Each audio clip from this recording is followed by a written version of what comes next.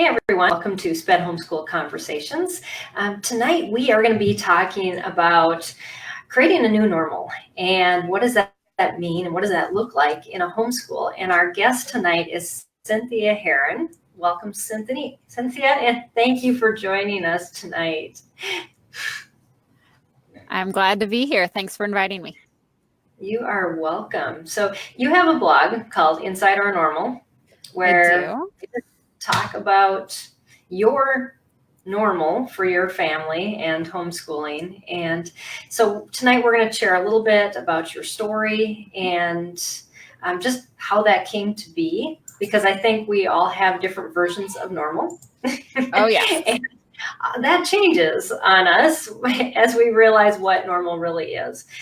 We want to thank also Bookshark for sponsoring this episode of SPED Homeschool Conversations. And we want to thank those of you who are joining us live tonight. Just know that you can put your comments and questions in the feed as we're going along. If there's something that you want to add to the conversation, feel free to post that in the comments below. Or if you have a question for Cynthia and you're just dying to ask, feel free to put that in as well, and we will get to those questions as they pop up. So as we get started, let's get to know you a little bit better. This is the last episode that we're having as we're talking about community awareness for special education homeschooling families, and you volunteered and said, I want to share about my family and what it's like. And you're bringing a different twist into it, because we're going to talk about 2E learners and gifted learners as well, which we haven't touched on this month. So I'm excited about that. So how did this whole special education journey start for you? Well, I always wanted to homeschool, partially because I was labeled as gifted as a kid. And so a lot of my schooling experience in a great public school system, I never felt like I was learning anything. And it was a lot of just waiting for the class to catch up. And so I wanted my kids to be able to run at their own pace. I didn't really understand what that would look like until now that we're living it. You really don't know until you dive in, right? Yes. So we have completed 5 years of homeschooling, and we are kind of slowly gearing up, starting this week, for our next homeschool year, and kind of easing into it and trying a few things this week ourselves. So now that you're talking about this, what does easing in look like? Because it's different for every person, but I think also we have this concept for people who haven't homeschooled that we just got to start everything all at the same time. Yes. So what does that look like for you? So I have 3 kids. I have a 10-year-old who would be in 5th grade. Okay. I have a almost 9-year-old who would be in 4th grade. And I have a 6-year-old who would be in 1st grade this year. So we do a lot of our subjects together because I'm one teacher teaching 3 grades, and I want to simplify as much as I can by creating some synergy. So we use Sunlight, which is very similar to Bookshark, which is our sponsor. And so that means that we start our day with morning time or couch time. So we do literature, history, science, geography, art, all together. So this week, we've been reading Aesop's Fables, and we've been continuing a theology book that we stopped in the middle with last year, which was a little hard for me, but we're picking up where we left off because we can do that in homeschool. And then today we started our science. We started our first science lesson, which I'll probably tweak exactly how we do that. Then they've been doing a little bit of math and reading and writing all summer because actually each kid has one of those areas has their weakness. So we've been kind of trying to keep those going all summer and easing into some of the others, which our family needs that structure to be happy and feel safe. And so it's been really nice and calming to come back to that this week. Yeah, it is.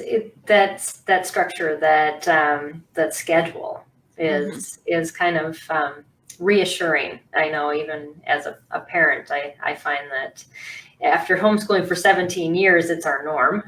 Yes. And but I love that some things you had to put down that you were in the middle of.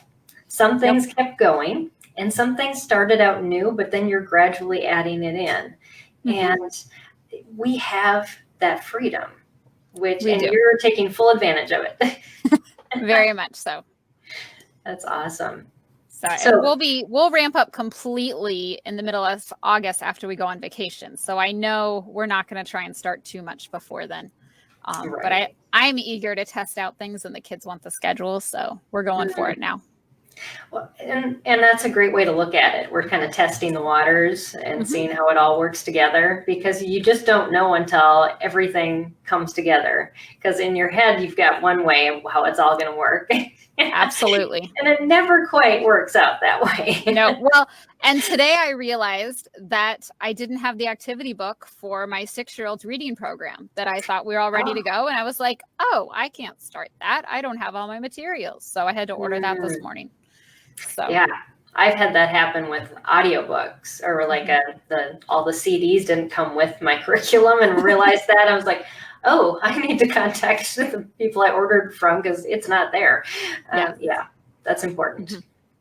So when did you started homeschooling 5 years ago? Did you just kind of hit the ground running and know that this was what you were going to do? Did your kids start all in the homeschool, or did you start in public school or private school, or how did that all come together? We've kind of done a little bit of everything. I started doing some preschool activities, not because I wanted to push my kids, but because I'm not good at playing with my kids and being on the floor playing. So I started doing tot school with them as sort of a way to give myself some structure to do some activities with them.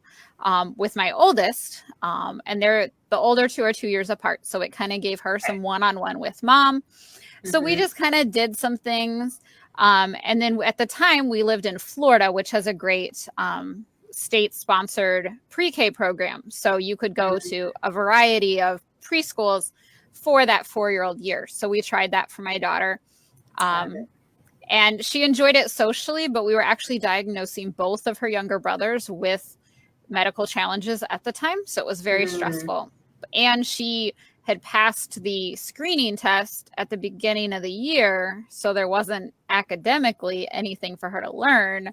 So she did 1 semester, and then we kept her home the second semester because academically she didn't need the readiness, and it was stressful to take her to school. So and my husband made me try her in kindergarten, and we lasted even less time because academically she wasn't ready, and the getting out the door and everything was stressful, with her brothers being younger and behind and things. So it was like, okay, that's enough. We're not trying a third time for her.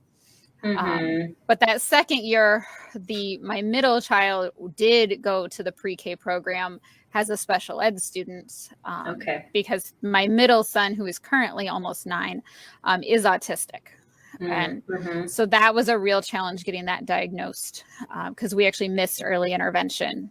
We didn't discover or see any challenges until after we were outside of that. And then it became educationally necessary to get support, which being gifted was a real challenge because that overcompensated for his deficits. And on paper, he didn't look like he needed support. So it really is hard to diagnose kids that have that 2E learning complex, because they do compensate until you get them to the point where they're in unique education challenges, I guess we call it. And that's when they materialize, or behaviorally when they're in a group. So when he was in pre-K, it was a lot of the sensory challenges. Academically, he was a shining star. And in the small setting, he did great. We actually tried him because I was as tired of it last fall for a semester in public school as a 3rd grader. And by 10 a.m. on the first day, he was having a meltdown because that's when we were done with homeschool. So therefore, he should be done learning. So when we had an IEP meeting that same afternoon, his teacher said, guys, I need help. And I was like, yeah, on paper, you wouldn't see this. But in the classroom, you're seeing his challenges and the support that he really needs. So, and he's back home. We only did 1 semester, and we said, okay, homeschool is still better, even if it is still quite challenging. Yeah. So what kind of supports do you provide for him then at home? A big one is that he gets to take breaks all the time. That he'll take a 5 or 10 minute break between every activity. When we are doing our read alouds in our morning time, he's often walking around the room, bouncing on a yoga ball. Today, he just got some little magnetic little balls and sticks that he's really excited to play with, that he gets to stay busy. He gets to walk around. He gets to talk to himself while we're reading. And then when he's doing his independent work, he gets to take a 5 or 10 minute break with a visual timer between every activity, which helps him break it up and get those breaks that he needs. And I love that suggestion with the visual timer, because I had a mom call me last week to ask me how to help her son that is ADHD and can't seem to focus. And I told her to take short breaks, because his brain needs a break, and go back. And but I can't get him back. And I think because she had trained him that coming back was going to be a fight and a struggle, because now he was a teenager. You really do have to start young, in that visual timer. We have 2 of them, and I'm considering getting a 3rd one. Wow. We use them for computer time. We use that when my 6-year-old was doing dishes, he would use it to motivate him to stay on task with the dishes. My middle son does also have an ADHD diagnosis. They'll take it outside with them when they're playing for breaks. We use them all the time for everything. And so it's great to have 2 in case one's lost, or then 2 different kids can use them. Right. So, and they're color coded. They each have like a rubber casing on them. So we've got 2 different colors so that they can keep them straight. So, yeah. But yeah, it's so simple, and it's a great tool. There's an app too. The same company makes an app. Yeah. The time timer. That makes the red dial ones. I actually found that they actually have an app. I think it's a paid app. But there is an app, so that might be worth getting paid for it, especially if you're trying to train your child to stay on task. And yes, I saw it recently. I haven't tested it myself, but I did see that, and I was like, "Ooh, we're rearranging electronic devices." That I'm like, "Ooh, we might have to put that on some of the new ones." And it may be cheaper than buying another one. So. That's true. Yes. Well, that's really good advice, because I know that's one thing that a lot of parents say, that, I have to stick with this child when we do activities, but then taking the breaks are necessary. But if we take a break, then we just never come back. And that was one of the challenges we had. While he was in school, we also went outside and got some more medical advice, and worked with a psychologist, and just got some more supports in place for us and as a family.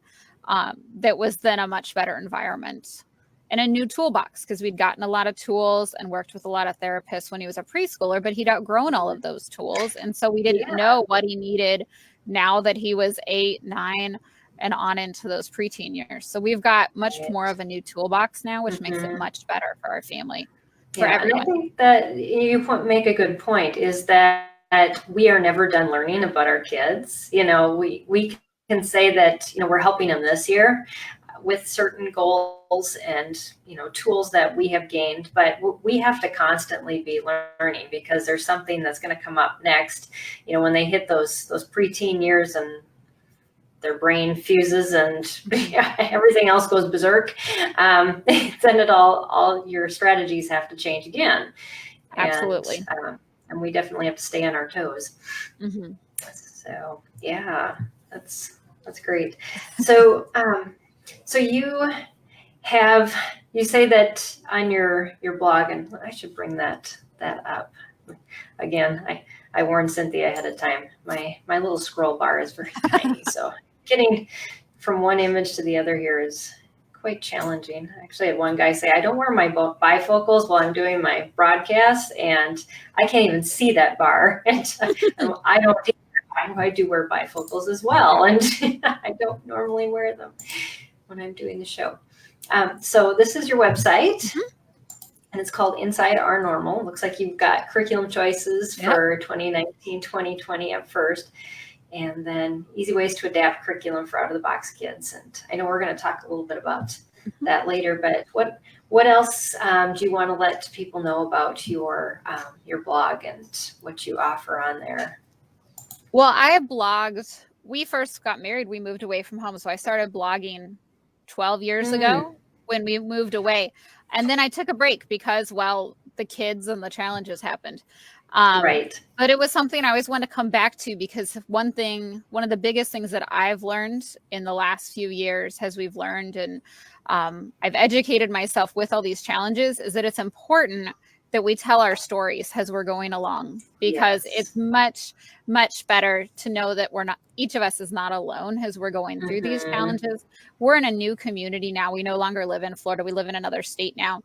And our homeschooling community here is not as diverse. And so it was really hard to have to take him out of public school, but to know online that I have a big community of twice exceptional and out of the box homeschoolers that I can reach out to. And by sharing our stories, we know that those challenges are not unique to our family, and we can help each other along the way. So I like to write so we can share our stories. And that's one reason I'm glad to be here today.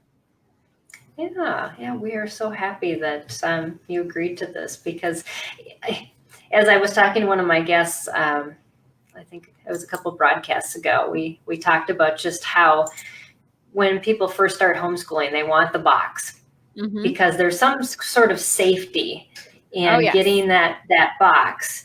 And one of the biggest questions my team members were asked at a conference a couple months ago was, well, they would first give their child's diagnoses and say, now tell me what curriculum will work for them.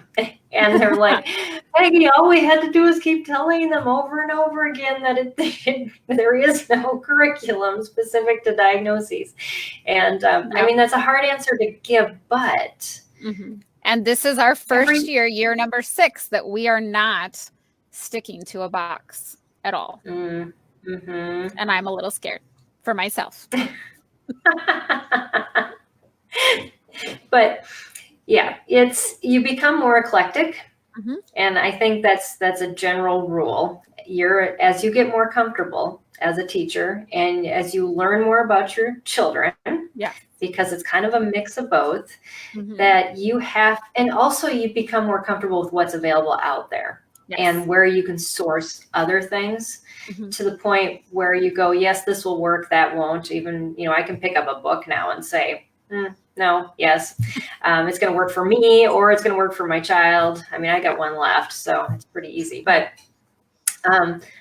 yeah, it's hard when you're first starting, because you really don't know what you're looking at. It's very true. You kind of have to get used to that. So, so as you started out, what kind of was, I guess, your baseline to start with, and starting to grow your own self as a teacher, and also in finding things that you could do with your children that wasn't like thrown out the window the next day? So I really loved that I started with my oldest at top school, and I didn't realize how foundational that would be for me. I know that's not where a lot of people get to start. But the first year, my goal was to go do a letter of a week and get to Z. And that was it. It took us 1.5 years. But I learned how she learned. I learned how much information and how doing that little bit every day actually added up. And when you skipped a day, you didn't fail them. I learned how I wanted to teach. I learned how I wanted to plan. And so I just kind of got to know her, got to know me. And there wasn't the scary part of, oh my gosh, they're in 4th grade. I can't screw up 4th grade for them. So not everybody gets that luxury. I understand. And I've been talking to many friends locally who are having to make the choice in the middle for various reasons. But that was kind of what started for me. And so I had some different things. So I had a lot of great advice about just read books. And so we've always included a lot of picture books. 5 in a Row was a program that we started with and did some during pre-K and kindergarten, which is using a picture book and reading it every day, which my kids were not into. Once was enough. But then we bounced off that book. So we would read Grandfather's Journey, which is about a son hearing his grandfather's immigration to America from Japan. And so it meant we would study Japan, and we would study boats because that's how he came. And we would study, different things that were relevant to that story, but it would be a jumping off point. And so being able to kind of connect all those subjects is something that I've always loved. We also tried a curriculum called My Father's World, and didn't stick with it very long because I had to go to the library every week to get books, which was not my favorite thing to do. And there was a lot of projects involved, and I learned I am not a project person. I do not want to make the mummified hot dog, and I don't want to go out and do all the crafty stuff. I like just reading it in a book. So we've used Sunlight now for 2 years, and then we're kind of piecing our own this coming year with kind of the framework of Sunlight, of using kind of having a history book, reading just a chapter a day, 2 pages a day for science, using a lot of those same techniques that are in their amazing curriculum, but choosing other books that I think will be a better fit for our family. So, so there's great things that I've learned as a teacher as we've tried different things. And I love it because it's Sunlight or Bookshark, because it's not worksheet based. It's discussion based. And so my 2 boys with handwriting disabilities aren't slowed down in their comprehension and learning because it's just talking, and they're talkers. And you can develop all of those grammar skills, the articulation skills, and basically writing skills by speaking. Yes. And not the hindrance of the actual physical handwriting.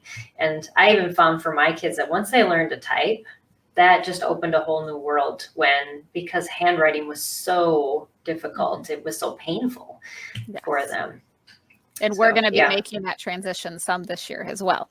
That was the discussion we had this morning of writing a question. Here, let's go over the computer and you type for me, Mom. I'm like, okay, you handwrite, you type it yourself, or I will scribe for you for my incoming 4th grader. So, but one thing we're doing, I am not using a writing curriculum for my 4th grader or my 1st grader this year. And that we're going to be using lap books and notebooking for our geography and our science. And so we're going to put our writing energy into writing in those subjects instead of having a writing curriculum, which we can do because we're homeschooling, and we can do that cross-curricular activities. Exactly. And you can do that all the way into high school. I was telling parents that too, and count it as a double credit as well. There's so much freedom in that ability to do that, and really open up areas where your kids do struggle, so that it isn't a hindrance, and you're so focused on what they can't do instead of what they can do. And I love that you've taken a basic curriculum concept that you find works for you, and now you are just kind of exploding it out into, what does our family want to learn? And that really is, that lifelong love of learning is where we want to push our kids. And if we know there's stories or other things in a curriculum that just won't jive. I know I used a curriculum that said, to sing this song. And I thought, my kids are going to run out of the house if I make them sing. So scratch that one off. Yep. But you have to give yourself the liberty to say, I am the parent, I'm the teacher. I know how my kids function. I know how I function. And just rest in that. Absolutely. Yeah, I'm really excited. One thing we're going to be doing this year, I heard Pam Barnhill talk about there's rhythms to our school year, and that, winter, when you're shut in, you might do more work. But it also means you don't have to try and do everything all year. So she was saying doing certain things at certain times. So I'm doing that with a neighbor. We're in the same co-op. We have a homeschool family across the street that we're best friends with, which is just, that's awesome. We won the jackpot. But she's a hands-on mom. So she's the one that only wants to do the art projects and not read the books. And I'm the one that only wants to read the books. So on the months of the school year that we're not in our larger co-op for our area, we're going to still get together and we're going to do this art class. So I'm going to do the reading the book part, and she's going to do the art project book. So I'm really excited to use our strengths and get our kids together and get to learn and know that we're still getting art, even if we're only doing it at the beginning and end of every semester, that it still counts. And it's going to be a great project throughout the year to have that ebb and flow to our year. Yeah. And I think parents often don't see that as an option. Mm-hmm. Because especially if you were raised in the typical, schooling environment, every subject every day, or at least, every other day, Monday, Wednesday, Fridays, you do this, but to take chunks of time, almost like college semesters, and to be able to add it in and take it out, and how perfect when you're stuck inside most of the winter, which we were when we lived in Minnesota, just there's nothing happening out there because it's too cold. Well, and she had the bright idea. We're going to start with Andrew Pollock because he has lots of splatter art, and we're going to do that one in August when we can be outside and get messy. Exactly, because you don't want it on your walls. Right. Yeah.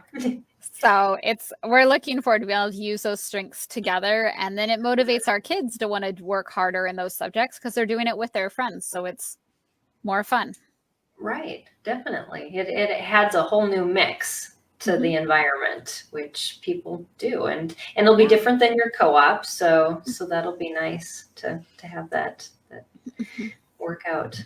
That's great. Yeah, I would definitely do that. We did that with my daughter this year, not by choice. She just there was an extra art class that popped up. And I think this is another point to make too. If something comes up, it's okay to put something else down. Oh yeah. We did that some this year too. Mm-hmm. And you can always come back to it. Like you said, some of the stuff you did through the year and you picked, or you just left it for the summer and you're picking it up again new this year. And we often will think in our minds, I'm behind. But what are we behind? We're just behind the idea we had in our head that we were going to get this finished. So it's definitely okay. Yes. So So we're going to take a quick break to hear from our sponsor, Bookshark. And then when we come back, Cynthia and I are going to talk about just some ways that she has made different work and some ideas she has to share with you on just how to take maybe little ideas of what you're doing now and change it up to make it a more custom fit for your family. I'm excited for you to share that. So she'll be back in just a moment. But I am going to introduce you to our sponsor, Bookshark, and let you know just about one parent's, let's see if I can get this switched around here, one parent's experience with their curriculum. So Bookshark is a curriculum and it's literature-based, as Cynthia was talking about. It's a 4-day faith-neutral curriculum, and you can find them at bookshark.com. But one busy mom, Kim McNary, says, my daughter's on the spectrum as well as has OCD and has instantly taken to this curriculum. It's incredibly structured, which makes us both ecstatic. The books are great and the kits are awesome too. I'm running my daughter to all kinds of appointments, and this curriculum fits in amazingly. We are first year Bookshark customers and happy as a lark. Kim is right. Bookshark's fully planned 4-day school curriculum flexes to match your busy lifestyle. The details instructor's guide lays everything out so clearly that you're prepared to teach in mere minutes each day. Open your guide, gather your resources, and go. They have curriculum for ages 4 to 16 available in all subject packages or as individual academic areas. Reading with history, language, arts, science, and math. With Bookshark's literature-rich program, your children will read or have read to them 35 to 50 engaging books a year. You can visit them at bookshark.com to download samples as well as request a catalog. So you can find that there. And I wanted to share one more thing. They have a graphic that they shared with me. And like I said, this little scroll bar is very fun. And I will, at some point, make it easier to use. But anyways, so this is the information they had to share, and now I can't bring it back up again. But anyways, I tried. So I'm going to bring Cynthia back, and definitely check out our sponsor, bookshark.com, at their website. So, all right. So we've been talking about coming outside of what I guess typical normal is called for homeschooling and buying a curriculum in a box. I think one of my guests at one point said 70% of kids, doesn't matter what curriculum you pick up, it will be effective. There's that 30%. And he said, and that's your crowd. And that is so true. Yes. We just have those out of the box kids, but it doesn't mean that we throw the box out, we throw the curriculum out completely. And, you know, you talked a little bit about how you kind of changed things up in our first half an hour.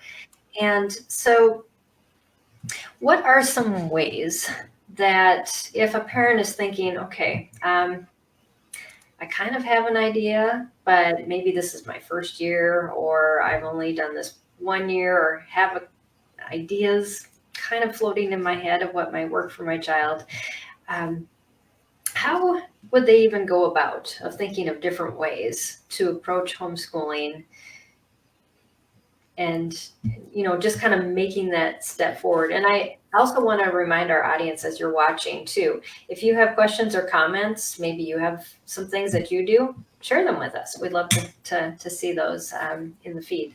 So, but yeah. So I think the first thing that you can do is if you've purchased a box curriculum, your neighbor gave you one because you didn't want to invest your first year. Exactly. Is to rearrange it and adapt it, make it work for you. Most of all, you don't want to be a slave to the curriculum. It's a tool in your hands to help you teach your child and help them explore and discover the world.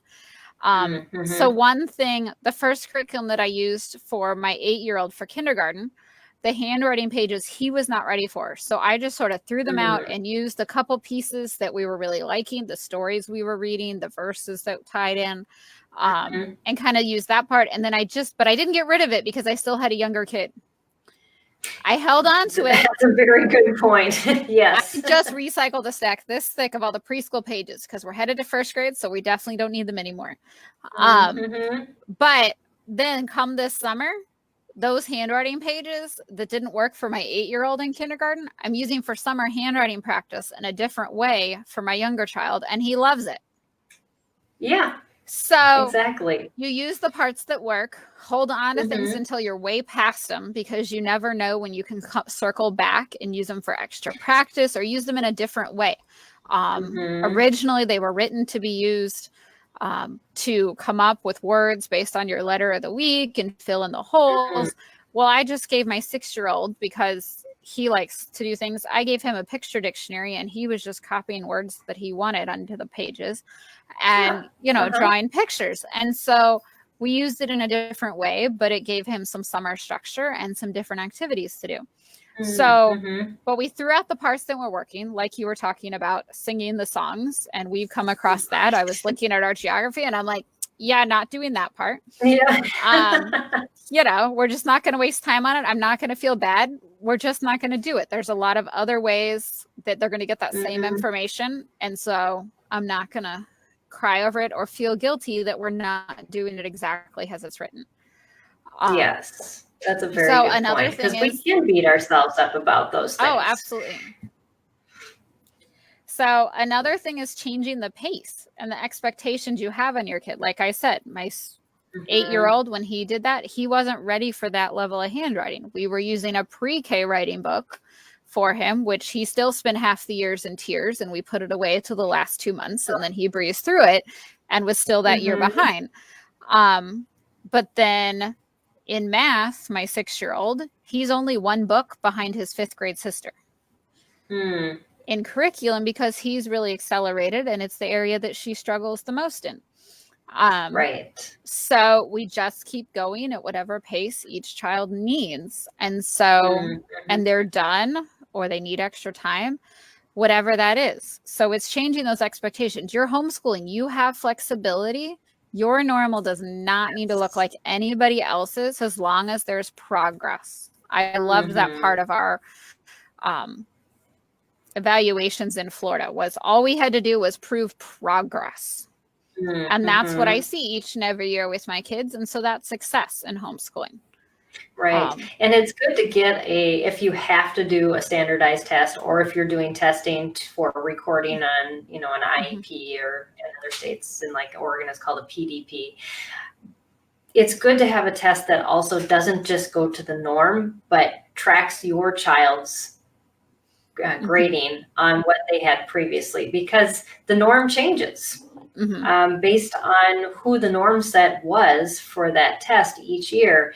But if you can see progress, and that was a very good point that you made, that is what we're basing growth on, not on how that child lives up to some unknown norm that was generated probably at a different year than the norm they were compared to the year before.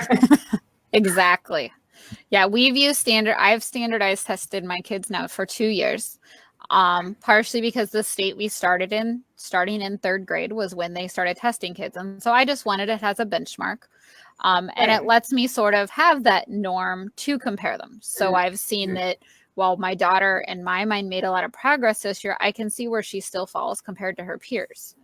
And in this case, she has fallen compared to her peers. So I know that's the area where we're going to work much harder on next year. She excels in language arts. And so I'm not going to put my energy next year into that. She's taking online classes. And so she's going to do those. And I'm not going to sweat the rest. And my energy is going to be helping her with math, because that's where she needs my help the most. And we can choose those emphasis areas as a homeschoolers. I like too that, you're dividing your time with where her schooling is coming from too. And I think that's a good point to make for parents, is that you can't always do it all. Absolutely not. And finding some, it doesn't mean if you have an online curriculum, you have to go full on for that whole curriculum. There are so many options for a class here, or different. And that's what we use, is a class here and a class there.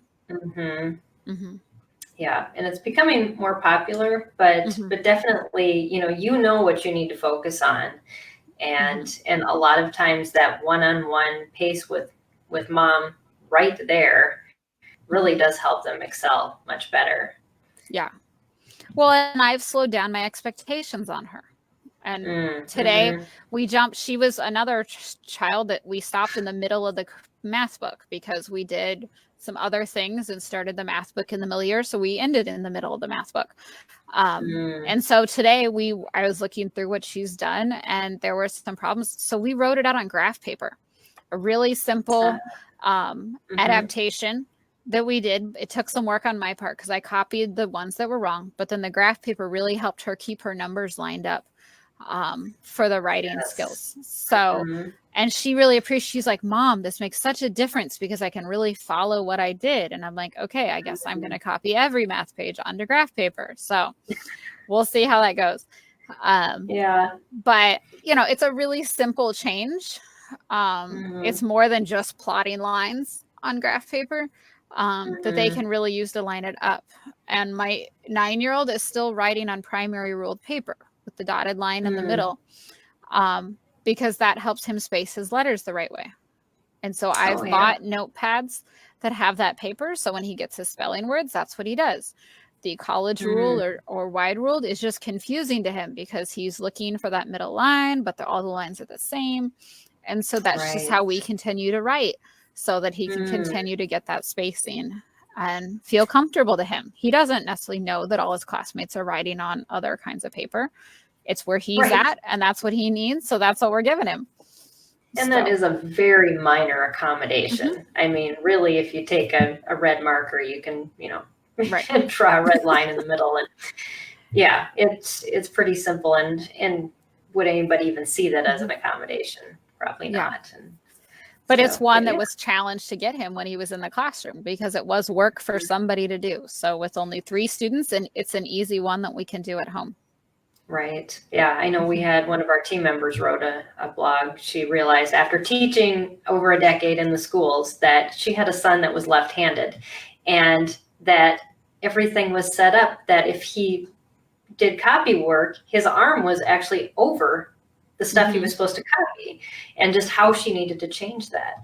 So just, things as simple as the actual books themselves and the material that your kids are writing on can make a Mhm. huge difference. Yeah, And I actually made a set of copywork pages with my son in mind. They're available on my blog, that are Star Wars quotes. oh, But they're written in the same format as Handwriting Without Tears. So you have a line of text and then you have a line to write them on. Because if it's a whole bunch to copy and then a blank sheet of paper, that's really overwhelming. It is. But these quotes are also more than Luke, I am your father. They're, I pulled them off, a list of Star Wars quotes. And so there's complex literature in there and dialogue. And he has loved copying those this summer. And you can find the link. Loved that. Yeah. He's 20 now, so I don't think I get him to do copy work, but yeah. Well, and it can be a challenge to find appropriate copy work that interests your kid when they're looking for a different kind of writing accommodation to have those lines. He's not ready for wide rule lines to copy large passages. He needs those other kinds of lines. And so that's been really fun to make for him.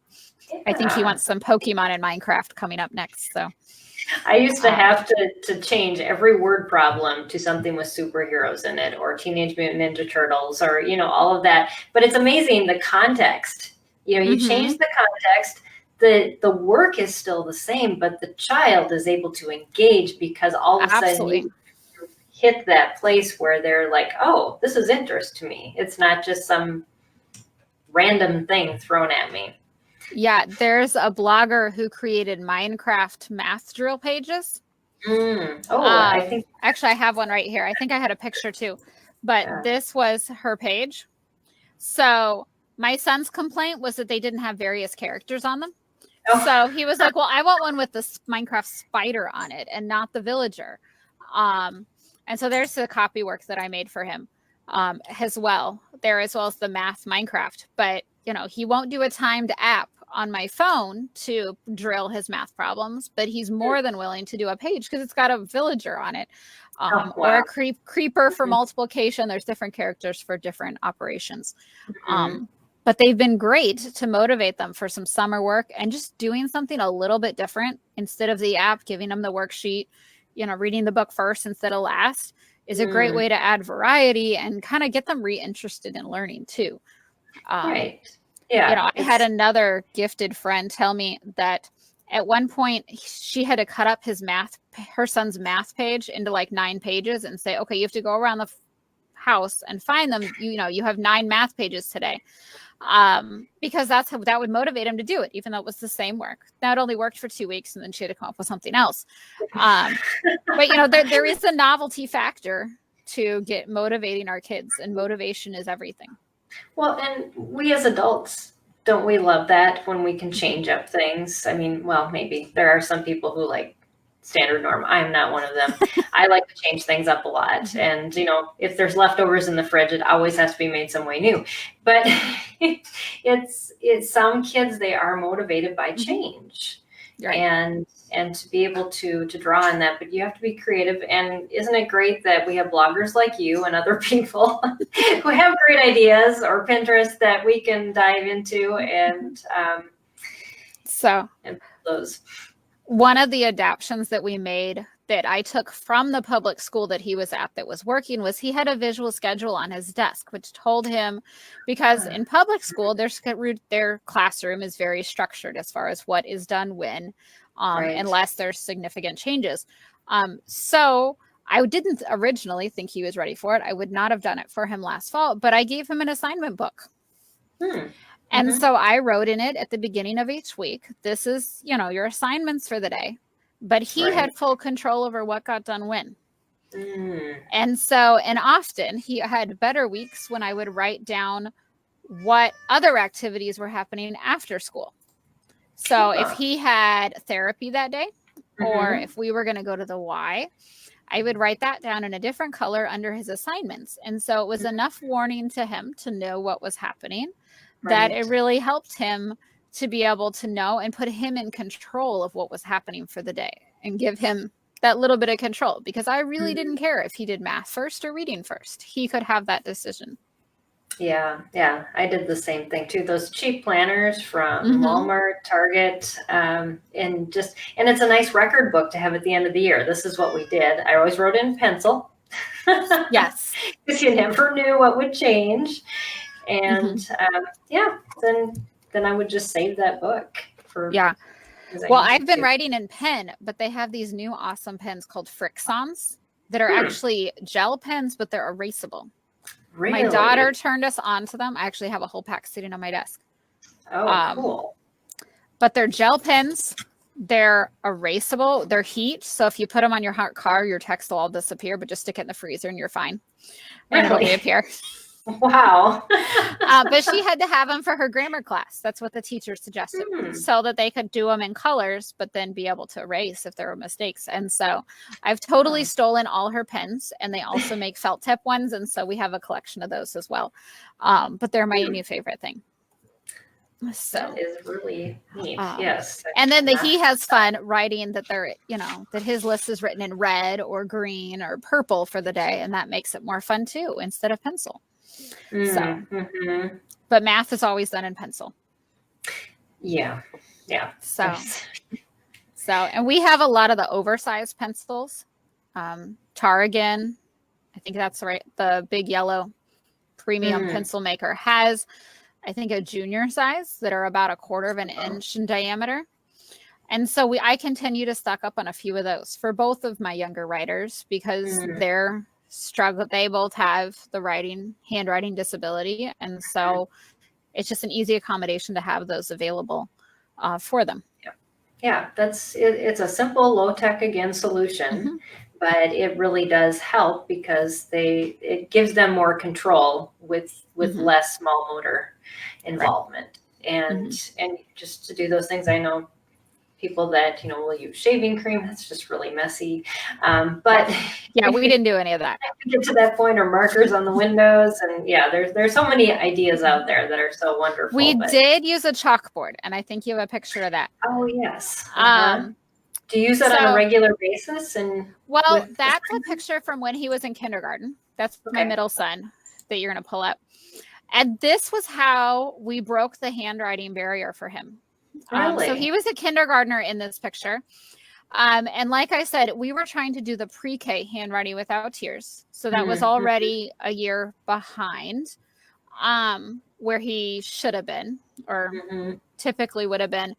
And we had this in our schoolroom, and his sister who's very artistic and language was drawing. And so he drew the octopus. Okay. So, and then I said, well, buddy, let's label it. Just totally off the cuff. I was like, let's see how far I can go with this. Right. So he labeled it, and I knew he knew his letters. I knew he could write his letters individually, but we couldn't form words and stuff. So I started spelling it for him. So he starts writing it. So for about 3 months, his handwriting was doing a step-by-step drawing that I would either tell him what shapes to put where, or he would actually, by the end, he was kind of looking at the book. And then we would label the picture on the chalkboard. And then at the end of doing that for a couple months, we sat down with our pre-K handwriting without tears book, and it flew right through it. He was ready to do that. Part of trying to push him on the chalkboard was that actually I had a friend with similar challenges for her son who was similar age, and she had her school had offered a workshop with some of the therapists at the school. And so the therapist there, the OT, occupational therapist, had talked about that being able to write vertically, like on a chalkboard or a whiteboard, is a building block to being able to sit at a desk and write with paper. So it was a skill. I wasn't going to sit and say, okay, today we're going to write on the chalkboard. But when he started doing this, I jumped on it and I said, okay, this is what we're going to do. And that's what he did. And so we have many pictures of his drawings, because then it became something we could text to grandma who lived in another state. And so, hi, Kitty. So it became a real motivation for him, and he really excited, and watched it really come alive, and he really kind of owned it, and he could pick what we drew and what animals. And I even had to buy an animal drawing book so that we could draw more animals. And so it was something he really enjoyed. And that really kind of unlocked the writing for him. So, and he was in occupational therapy, and it was not something that occupational therapist was teaching us. And she was amazing. I love her. I still text her. But so it's great to listen to a lot of different voices and there's new tips and tricks everywhere.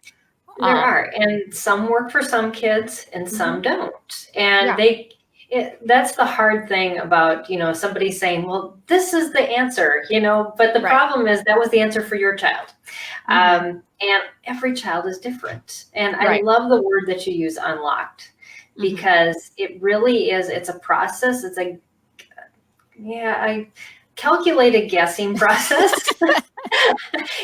We kind of try to think we're doing it methodically, but whatever comes our way, I always tell parents, if you have a piece about it, try it.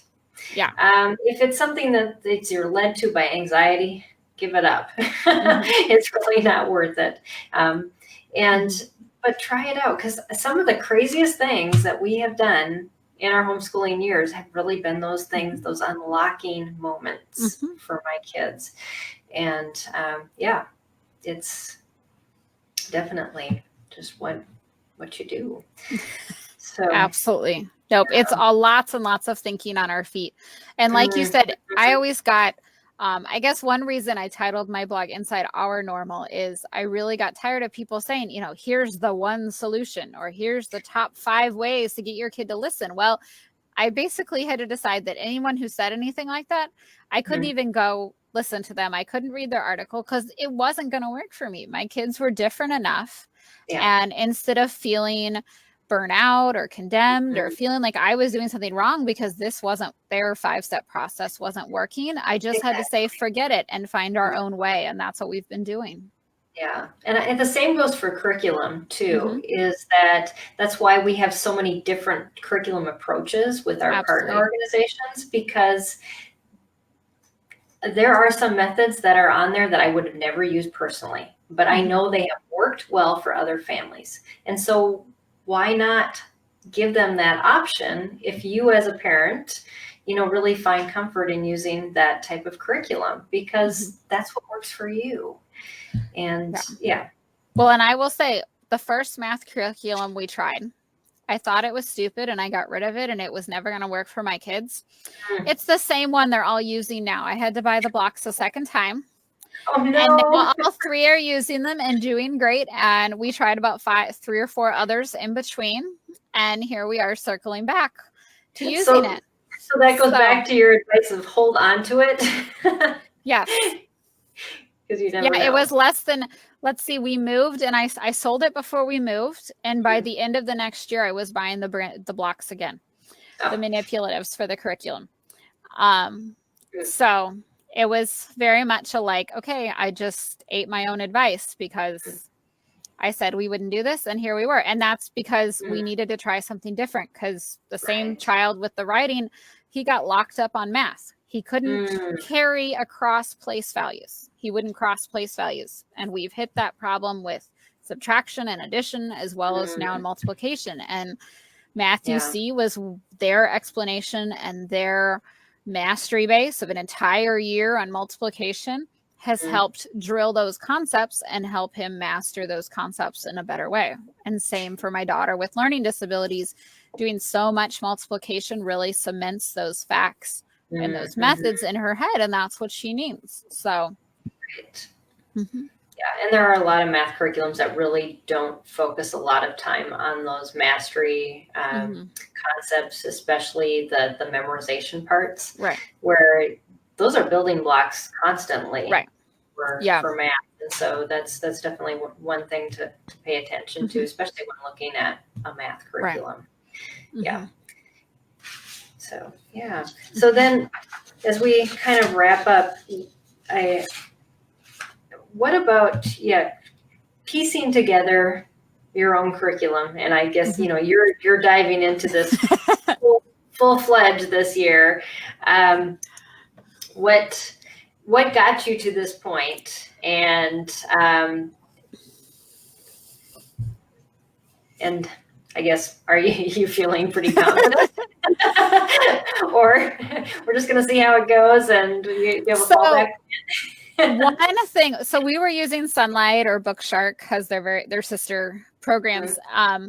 So one thing that I was doing with my planning, they send you a big 3-inch binder and all your papers that really could fit in actually a 1-inch binder of your materials. And so you have everything you're supposed to do this week in all your subjects on one page. Well, that didn't work for me. We were on this week on history and this week on science and this week on literature. And so I already had, for the last 2 years, I'd copied all the history lines onto a spreadsheet and all the literature lines onto a spreadsheet week by week. And then I would just check off the weeks as we went on our own pace on each chart. And so I'd kind of been able to dissect their method to putting the books together. And I mean, a big thing was I learned in their science was, oh, this is a great big encyclopedia. Like, how are we going to go through this? Well, the main idea, the years we've used it, is they open it up to a 2-page spread. You read the 2-page spread. You answer the 2 or 3 questions. You close it. You put it away. You do the same thing tomorrow. Well, I can pick up any book and do that. And we did it. I had an art activity book, and I hadn't taught the kids art appreciation. There were some fun sticker pages. So last year, that's how we did art. Was we opened our sticker book once a week. We did 2 pages. We closed it. We put it away. And at the end of the year, they had some art appreciation. Yeah. So this year we're liking what we've done, but it was the second year of a 2-year program. I was kind of tired of the books that we were going to continue to use. And so I was like, well, I don't want to use that part for history. So let me sub out the history. Oh, we're supposed to do geography this year. Well, I don't really want to do it that way. That one's too fast, too many countries. So let's try this way instead. And so that's kind of what I did. So we could easily jump back into Sunlight next year, which we very well may. But for this year, we're kind of subbing out things, but using a lot of those same techniques and teaching styles. So I wouldn't say that we're not using Sunlight. We're just subbing out most of the books and doing our own. Well, in fact, actually, my husband started one of the Sunlight suggested literature books for read alouds at bedtime tonight off of my Sunlight list, because that's how Dad helps, is he reads the chapter books. Oh, that's awesome. The literature base with all the great, just stories that you read, a big pile of chapter books. I didn't want to have to read all those. That's a lot of reading. Yeah, but Daddy reads bedtime stories. So I give that pile to Daddy and I say, by the end of the school year, please read all these books at bedtime. And he does. So then he's not struggling to pick a book like he was tonight. And my load is lightened. So, definitely. So they were starting to read the Penderwicks tonight. Very cool. Yeah, we sub out a lot of the read out louds, and I even do it with my teenagers, but we do it, we travel. And so I just get them as audiobooks. I think we have 30 hours in the car in the next couple of weeks. So we're going to be doing a lot of school on the road. But it works, and you just kind of fill it in, wherever. And we've used a lot of audiobooks too. Actually, I found my daughter, when I went to say goodnight to her before I got on here, she was hiding in her closet with her headphones on with her tablet listening to an audiobook. Oh, so one that's the thing you want to find doing. Listen to on repeat. And last year I did not read our history book. We just turned it on Audible, and because I had bought it previously, gotten a deal because I knew it was one we would be reading later. Right. And then I don't have to try and read all of those big historical names because they're in the audiobook. And so if they pronounce them wrong, it's their fault, not my fault. Right. I interviewed Jim Hodges, who does the Henty books. He's the voice of the Henty books. And he said sometimes there were sentences he would have to read 3 or 4 times before he would get them right. And they practice. Yes. So it's better to have somebody that's professional doing it if you can.